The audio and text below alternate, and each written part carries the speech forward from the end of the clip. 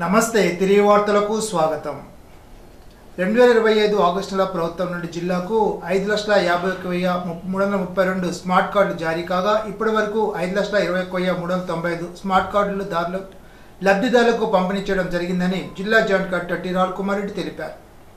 రాష్ట్ర ప్రభుత్వం ప్రతిష్టాత్మకంగా చేపట్టిన స్మార్ట్ రైస్ కార్డుల లబ్ధిదారులకు పంపిణీలో భాగంగా పశ్చిమ గోదావరి జిల్లాకు 2025 ఆగస్టు నెలలో ప్రభుత్వం నుండి 5,51,332 రావడం జరిగిందని అన్నారు. గత ఆగస్టు నుండి ఇప్పటి వరకు డీలర్స్ ద్వారా 5,21,395 కార్డులను సంబంధిత డీలర్ల ద్వారా లబ్ధిదారులకు పంపిణీ చేయడం జరిగిందని తెలిపారు. ఈ స్మార్ట్ కార్డులు పొందిన లబ్ధిదారులు సంబంధిత తహసీల్దార్ కార్యాలయానికి నేరుగా వెళ్లి నవంబర్ 24వ తేదీ సాయంత్రంలోపు తీసుకోవాలని అన్నారు. అలా తీసుకోకుండా మిగిలి ఉన్న లబ్ధిదారుల కార్డులను ప్రభుత్వానికి అప్పగించడం జరుగుతుందని జిల్లా joint collector T Rajkumar Reddy తెలిపారు. ఇప్పుడు తూర్పుగోదావరి జిల్లా వార్తలు. రాజమహేంద్రవరంలోని రతన్ టాటా ఇన్నోవేషన్ హబ్ కార్యక్రమంను నోడల్ అధికారి వై మేఘనా స్వరూప్తో కలిసి జిల్లా కలెక్టర్ కీర్తి చేకూరి శుక్రవారం సందర్శించారు. ఈ సందర్భంగా జిల్లా కలెక్టర్ కీర్తి చేకూరి మాట్లాడుతూ ఔత్సాహిక పారిశ్రామికవేత్తలు స్టార్టప్ ప్రతినిధులతో మాట్లాడి వారి ఆలోచనలపై చర్చించి ప్రారంభ దశలో ఉన్న పలు ఉత్పత్తులు ఇన్నోవేషన్స్ నమూనాలను పరిశీలించారు. పరిశ్రమలకు యువ స్టార్టప్ల విలువ జోడింపు ఆధారంగా కొత్త అవకాశాలు లభించేలాగా ఆర్టీఐహెచ్ ఒక బలమైన వేదికగా మారాలని ఆమె స్పష్టం చేశారు. కడియం నర్సరీ పూల వ్యర్థాలను సమర్థవంతంగా 100% సద్వినియోగం చేసుకోవాలని ఆ దిశలో ఆలోచన చేయాలని సూచించారు. బయోగ్యాస్ ఉత్పాదక సహకారమయ్యేలాగా ఆర్ఎంసీ కమిషనర్తో కలిసి సమగ్ర కార్యాచరణ ప్రణాళిక సిద్ధం చేయాలని ప్రతినిధులను కోరారు. Collector Keerthi Chekuri board of డైరెక్టర్లు నాలెడ్జ్ పార్ట్నర్స్తో కలిసి నిర్వహించిన జూమ్ కాన్ఫరెన్స్లో రీసెర్చ్ టు మార్కెట్ మోడల్ను అమలు చేయడానికి సంబంధించి విద్యా సంస్థల భాగస్వామ్యం కీలకమని పేర్కొన్నారు. గ్రీన్కో సంస్థ తరఫున వర్చువల్గా సమావేశంలో పాల్గొన్న పి రాంబాబు రాజమహేంద్రవరం ఆర్టీఐహెచ్లో నూతన పరిశ్రమలు స్టార్టప్లు ఏర్పడేందుకు పరిపూర్ణ అవకాశాలు ఉన్నాయని తెలిపారు. జిల్లా పరిశ్రమల అధికారి వాణిధర్ రామన్, జిల్లా పరిశ్రమ ప్రమోషన్ అధికారి TV Suryaprakash, RTIH nodal team సభ్యులు తదితరులు పాల్గొన్నారు. శుక్రవారం ఉదయం ధవళేశ్వరం కంచెల ఘాట్ వద్ద ప్రపంచ మత్స్యకార దినోత్సవం పురస్కరించుకుని గోదావరిలో 50 లక్షల చేప పిల్లలు, 5 లక్షల రొయ్య పిల్లలు విడుదల చేశారు. కార్యక్రమం ముఖ్య అతిథిగా పాల్గొన్న జిల్లా కలెక్టర్ కీర్తి చేకూరి మాట్లాడుతూ మత్స్యకార కుటుంబాల సంక్షేమం ప్రభుత్వానికి అత్యంత ప్రాధాన్యతని తెలిపారు. చేపల వనరుల పెంపుతో పాటు లైసెన్స్ వ్యవస్థను ఖచ్చితంగా అమలు చేయడం ద్వారా ప్రతి కుటుంబాన్ని ప్రభుత్వ పథకాల పరిధిలోకి తీసుకురావడమే లక్ష్యమని పేర్కొన్నారు. సభాధ్యక్షులు రాజమండ్రి రూరల్ శాసనసభ్యులు గోరంట్ల బుచ్చయ్య చౌదరి మాట్లాడుతూ భారతదేశంలో చేపల ఉత్పత్తిలో 25.64%, రొయ్యల ఉత్పత్తిలో 75% ఆంధ్రప్రదేశ్ నుండి వస్తుందంటే రాష్ట్ర ఆక్వా రంగం ఎంత శక్తివంతంగా ఉందో స్పష్టమవుతోందని తెలిపారు.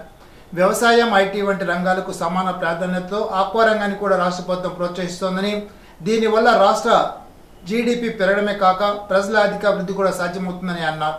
కార్యక్రమంలో భాగంగా ఉత్తమ మత్స్యకారుల సహకార సంఘ ఇద్దరు అధ్యక్షులకు సత్కారం, ఫిష్ సీడ్ ఫామ్, కడియం, మెంతు తుఫాన్లో ఉత్తమ సేవలు అందించినందుకు గాను గ్రామ మత్స్య సహాయకులకు సత్కారం, ప్రభుత్వ కళాశాల రాజమహేంద్రవరంలోని యూజీ పీజీ విద్యార్థులకు గ్రాడ్యుయేషన్ ఇంటర్న్షిప్ ప్రోగ్రాం విజయవంతంగా పూర్తి చేసిన 30 మందికి సర్టిఫికెట్లను పంపిణీ చేశారు.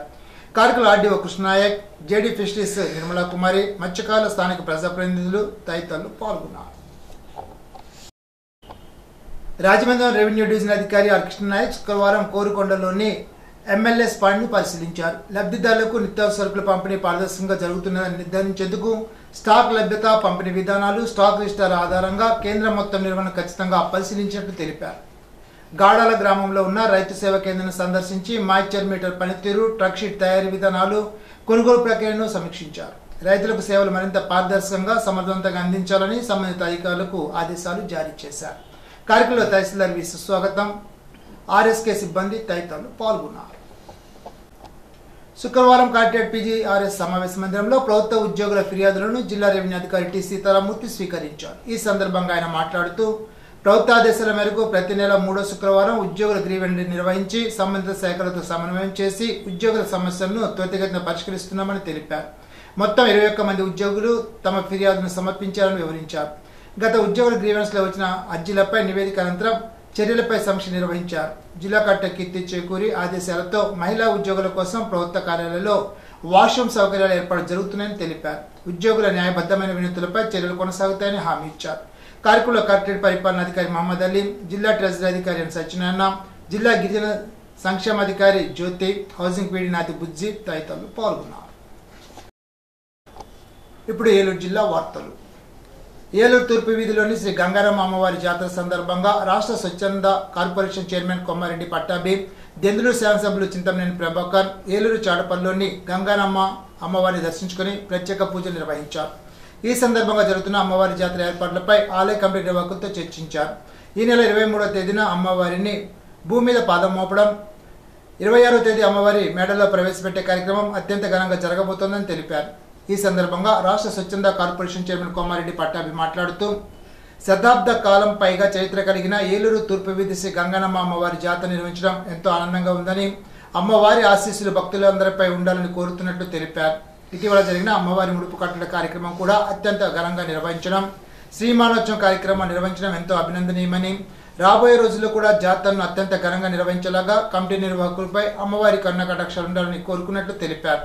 ఈ సందర్భంగా ఆలయానికి విచ్చేసిన స్వచ్ఛంద కార్పొరేషన్ చైర్మన్ కొమ్మారెడ్డి పట్టాభి, దెందులూరు శాసనసభ్యులు చింతమనేని ప్రభాకర్, ఏలూరు తూర్పు వీధి గంగారమ్మ జాతర కమిటీ నిర్వాహకులు శాల్వాతో సత్కరించి తీర్థ ప్రసాదాలు అందజేశారు.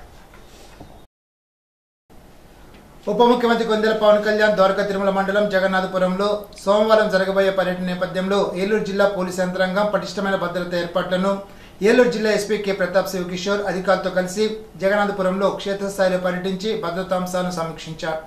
ఏలూరు డీఎస్పీ శ్రవణ్ కుమార్ ఆధ్వర్యంలో అధికారులు ఉప ముఖ్యమంత్రి పర్యటించే మార్గాలు, సభా స్థలాలు, వాహనాల పార్కింగ్ ప్రాంతాలను పరిశీలించారు. ఎలాంటి అవాంతరాలు, ఇబ్బందులు లేకుండా ఉప ముఖ్యమంత్రి పర్యటన సాఫీగా సాగేలాగా పటిష్టమైన బందోబస్తు ప్రణాళికను సిద్ధం చేయాలని ఎస్పీ అధికారులకు సూచించారు. ప్రజలకు, వాహనదారులకు అసౌకర్యం కలగకుండా ట్రాఫిక్ మళ్లింపులు, నియంత్రణ చర్యలను స్పష్టంగా అమలు చేయాలని ఆదేశించారు.